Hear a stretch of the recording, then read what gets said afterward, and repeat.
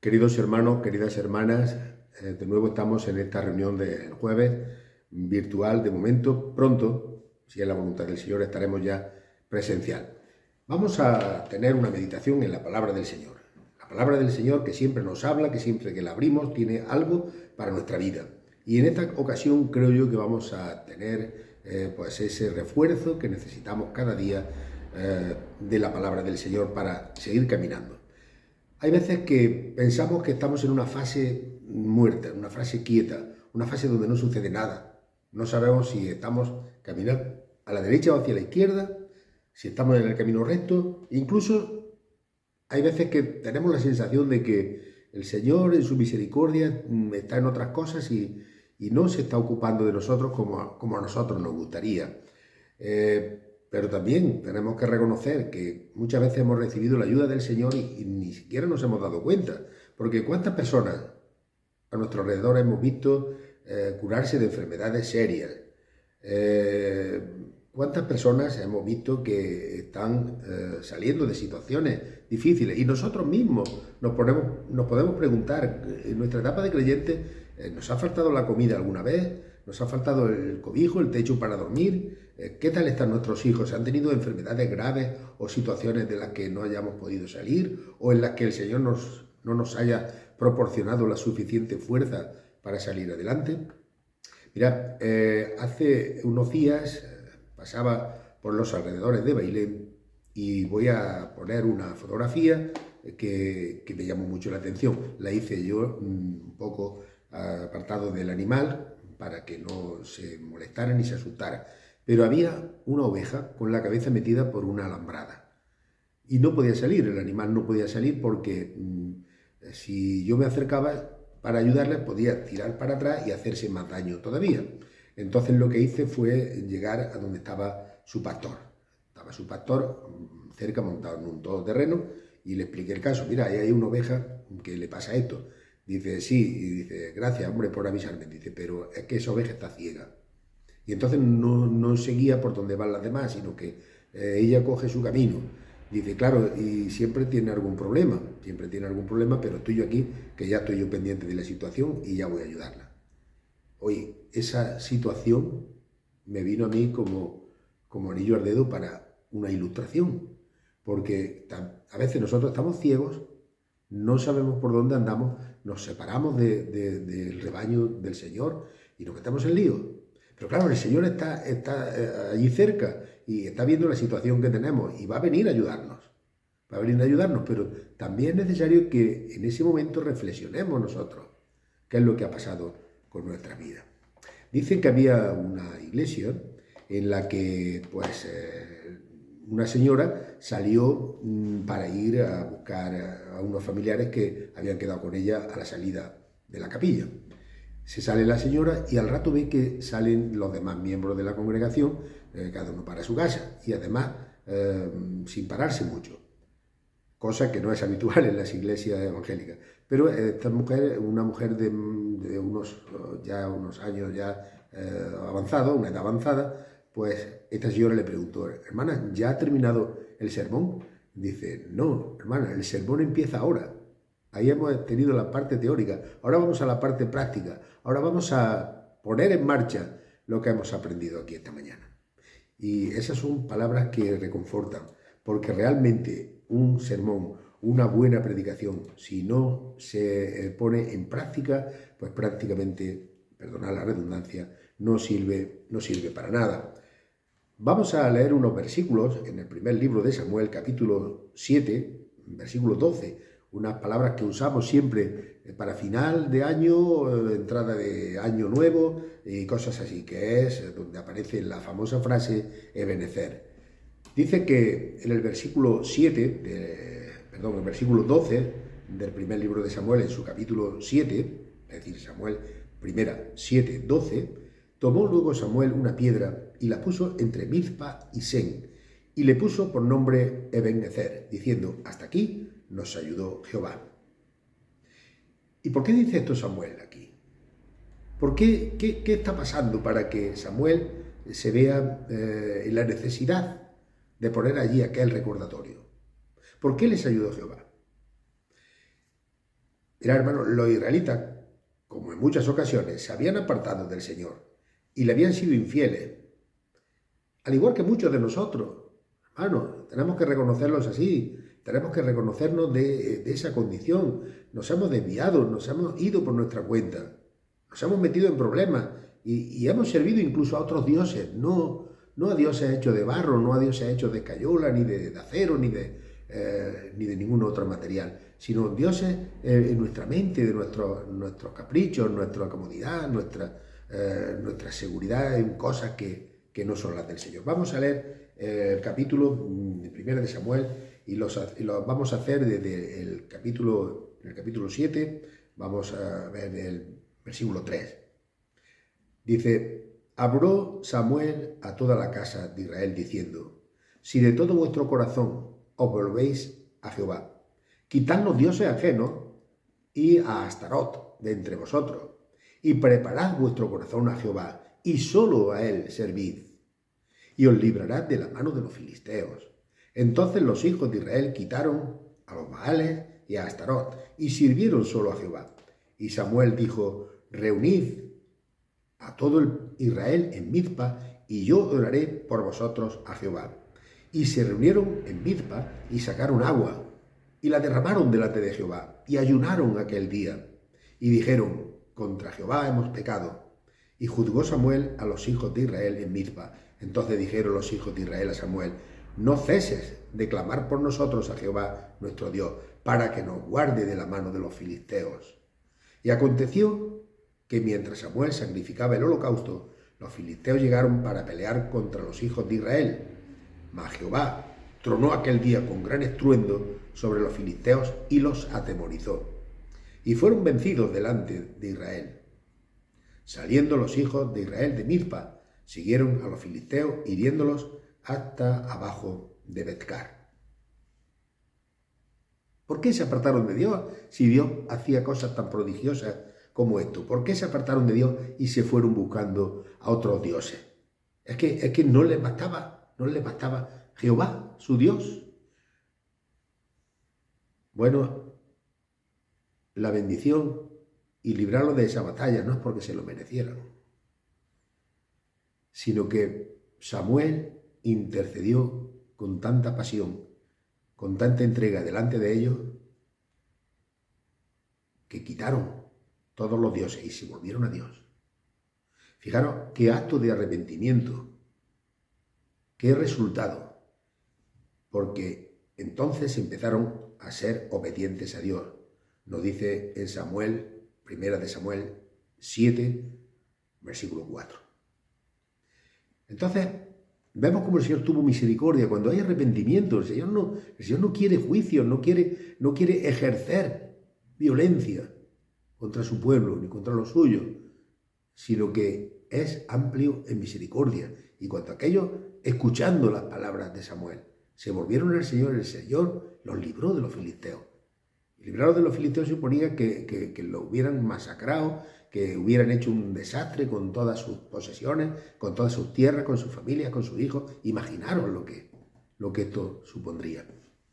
Pero en el Nuevo Testamento, cuando vemos la historia del Nuevo Testamento, ¿qué ha hecho el Señor por nosotros? Podemos preguntarnos, ¿qué ha hecho? ¿Cómo ha demostrado su amor? Todos tenemos en mente el versículo de Juan 3:16, porque de tal manera amó Dios al mundo que ha dado a su Hijo unigénito para que todo aquel que en él cree no se pierda, sino que tenga vida eterna. Ahí tenemos una manifestación de la misericordia de Dios. Y el apóstol Pablo nos dice en Efesios: porque por gracia sois salvos por medio de la fe, y esto no es cosa vuestra, es un don de Dios. Así que la fe es un don de Dios, es un regalo. Si tenemos falta de fe, pidámosle a Dios, que Él es generoso y nos da fe y nos da ese regalo. Mas Dios, como dice en Romanos 5:8, muestra su amor para con nosotros en que, siendo todavía pecadores, es decir, que siendo como éramos, como aquellos israelitas que estaban detrás de los ídolos, Cristo murió por nosotros, Romanos 5:8. ¿Y cómo nos demuestra Dios su amor? ¿Y por qué? ¿Por qué? Si no somos merecedores, ¿por qué? Porque por su gracia y por medio del sacrificio de su Hijo nos ha justificado y nos ha declarado libres de culpa, nos ha dado fe, nos ha dado esperanza. Y aún en los momentos difíciles, en las tribulaciones, el Señor está ahí presente y nosotros siempre decimos, incluso en los momentos más delicados, para la gloria del Señor. Y eso hace que cambie nuestras vidas. Y eso nos hace pensar en lo bueno que ha sido el Señor. Nos ha dado salvación, nos ha dado vida eterna, nos ha dado familia, nos ha dado trabajo, porque por su misericordia también obtenemos trabajos. Nos ha dado, pues, a los demás se da una vejez digna, una vejez a su cuidado. Nos ha dado capacidad para tomar buenas decisiones, para administrarnos. Nos ha dado también un conocimiento para que cuidemos nuestro cuerpo como templo de Dios. Fijaros que el Señor es bueno. El Señor es bueno y nos está recordando a través del Antiguo Testamento, en Romanos 8:28, sabemos que a los que aman a Dios, todas las cosas les ayudan a bien. Esto es, a los que conforme a su propósito son llamados. ¿Qué pues diremos a esto? Dios es con nosotros. ¿Quién contra nosotros? El que no escatimó ni a su propio Hijo, sino que le entregó por todos nosotros, ¿cómo no nos dará con él todas las cosas? Pero ojo, no interpretemos esto como que nos va a dar todo lo que necesitemos, sino todas las cosas que Él sabe que son buenas para nosotros. Es normal que cuando alguien nos hace un favor, alguien nos hace algo bueno, seamos agradecidos, seamos personas agradecidas, personas que siempre tengamos en cuenta ese beneficio que esa persona nos ha dado. ¿Y cómo se materializa esta teoría? ¿Os acordáis de la señora que salía de la iglesia y dijo, ahora hemos escuchado el sermón, pero ahora el sermón sigue porque es cuando toca ponerlo en práctica? ¿Y qué nos dice Santiago? En el capítulo Santiago 1, versículo 22. Sed hacedores de la palabra y no solamente oidores, porque si somos solamente oidores, nos estamos engañando a nosotros mismos. Y esto ocurre, desgraciadamente esto ocurre, que llegamos y pensamos que porque hemos oído la palabra de Dios ya estamos cumplidos. Ya he ido el domingo, he estado con los hermanos, he cantado, he escuchado la palabra de Dios, ya está. Porque dice Santiago en el versículo 23 del capítulo 1, porque si alguno es oidor de la palabra, pero no hacedor de ella, no la pone en marcha, este es semejante al hombre que se considera en un espejo su rostro natural, porque él se considera a sí mismo, me he visto y me voy. Y luego se olvida cómo era. Mas el que mira atentamente en la perfecta ley, la de la libertad, y persevera en ella, no siendo un oidor olvidadizo, sino hacedor de la palabra, este será bienaventurado en lo que hace. Y aquí viene la gran pregunta, hermano. Conocemos la palabra, unos más, otros menos. Unos llevamos más tiempo, otros llevamos menos tiempo. Pero realmente de lo que conocemos, ¿somos hacedores de ello? Siempre se decía que había un hermano que decía, bueno, yo ya he oído muchas predicaciones, pero ¿las has llevado a la práctica? O pasará como aquel predicador que siempre predicaba la misma predicación, predicaba el mismo sermón y algunos le dijeron, hermano, cambia ya un poco porque este sermón o esta predicación ya la hemos oído. Y entonces el hombre decía, sí, pero todavía no la hemos puesto en práctica. Es como cuando te explican en el aprendizaje de cualquier cosa la teoría, pero si te quedas solamente con la teoría y no las pones en práctica, nunca verás funcionar esa teoría, nunca la verás puesta en marcha. Así que al Señor tenemos que demostrarle nuestro agradecimiento, no puede decir, Señor, que eres bueno, que eres misericordioso, que lo es, pero nuestro agradecimiento tiene que ir más allá. Señor, tu ley es perfecta, yo quiero cumplirla, yo quiero seguir tu palabra, quiero ponerla en práctica, porque también dice Santiago que la fe sin obras es una fe muerta, una fe que no funciona. ¿Cómo hemos entonces de pedirle a Dios para que nos escuche y nos conceda aquellas cosas que necesitamos? Salomón le pidió sabiduría. Luego vinieron riquezas, vinieron muchas más cosas, pero Salomón pidió sabiduría. Y Santiago nos dice, capítulo 1, versículo 5, y si alguno de vosotros tiene falta de sabiduría, pídala a Dios, el cual dará a todos abundantemente y sin reproche, y le será dada. Pero pida con fe, no dudando nada, porque el que duda es semejante a la ola del mar, que es arrastrada por el viento y echada de una parte a otra.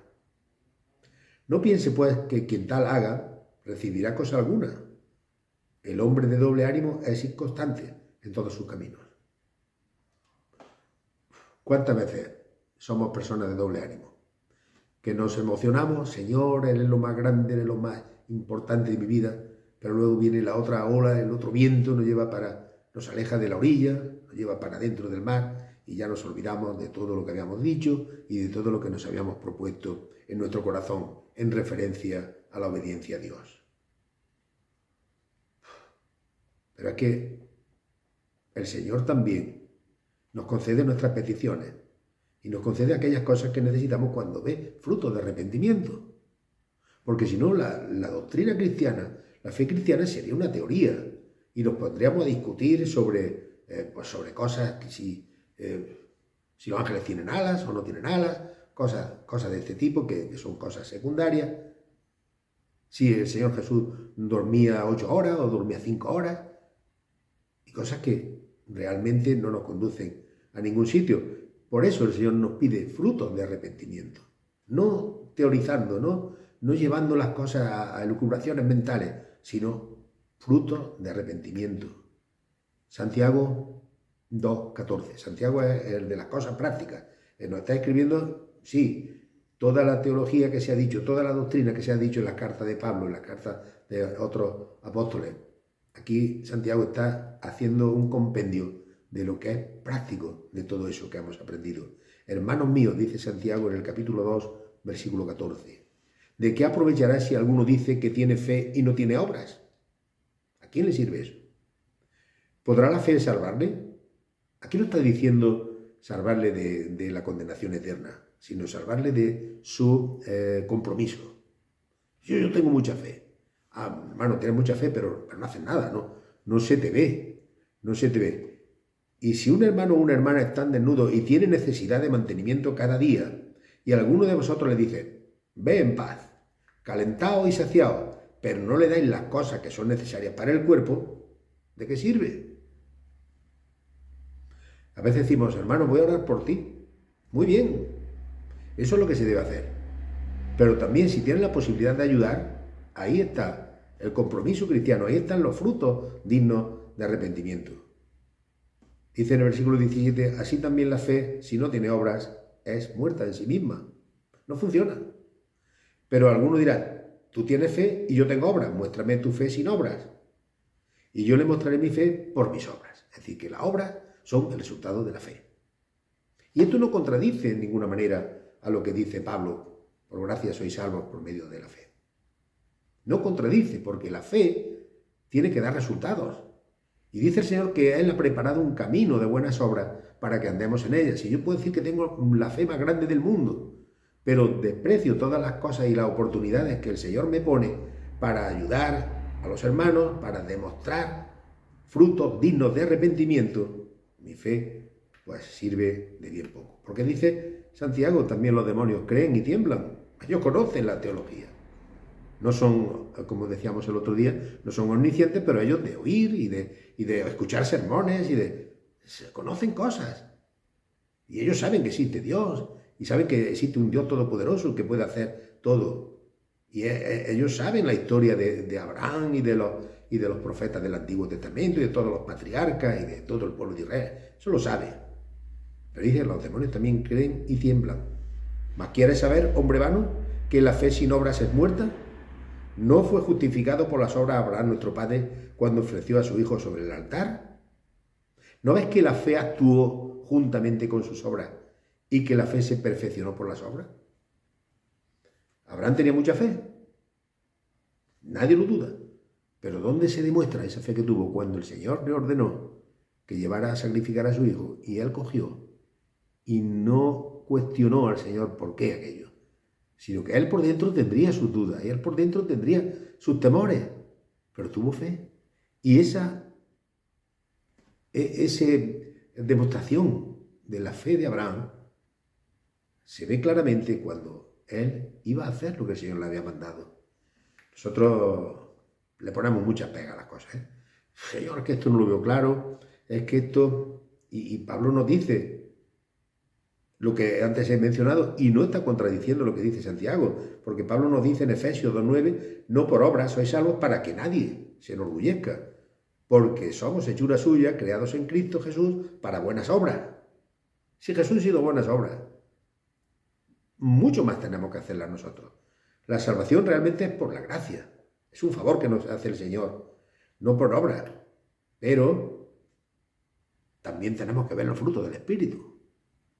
Y estas cosas no podemos separarlas una de otras. Y bueno, yo tengo muchísima fe, pero déjame que no me hables de buenas obras. Bueno, en Gálatas, capítulo 5, el 22, nos dice cuáles son los frutos del Espíritu. Amor, gozo, paz, paciencia, benignidad, bondad, fe, mansedumbre, templanza. Contra tales cosas no hay ley. Pero los que son de Cristo han crucificado la carne con sus pasiones y deseos. Si vivimos por el Espíritu, andemos también en el Espíritu. No nos hagamos vanagloriosos, irritándonos unos a otros, envidiándonos unos a otros. Bueno, hermanos, como veis, la fe no consiste en palabras. Como veis, la fe consiste en hacer caso a lo que Dios dice. Podemos ser cumplidores en cuanto a las costumbres, a la ceremonia, al rito, pero Abraham se cumplió la Escritura cuando dice que Abraham creyó a Dios y le fue contado por justicia y fue llamado amigo de Dios. Eso también nos lo dice el apóstol Santiago. ¿Qué cosas tan importantes podemos ver en esta lección? Cómo, en primer lugar, Samuel oró e intercedió y predicó la palabra sana a los israelitas para que se convirtieran a Dios y dejaran ya de tontería de seguir a los ídolos, de cosas vanas, sino que siguieran al Dios verdadero. Ellos se arrepintieron y Dios les libró de los filisteos. Nosotros un día nos arrepentimos de nuestro pecado, pero el Señor ha dicho, pero ahora te toca actuar. Ahora te toca actuar. Ahora tienes que, con tus obras, manifestar esa fe que llevas dentro. Hermanos, que el Señor nos bendiga en esta noche y ahora vamos a tener un tiempo de oraciones para pedirle al Señor que nos dé cada día más fortaleza, que nos dé cada día más compromiso, que necesitamos ser una iglesia comprometida, que necesitamos ser una iglesia de acción. Ya, como digo, si es la voluntad del Señor, el próximo jueves ya estaremos presencial. Porque el Señor nos bendiga en esta noche y aprovechemos ahora el tiempo para orar.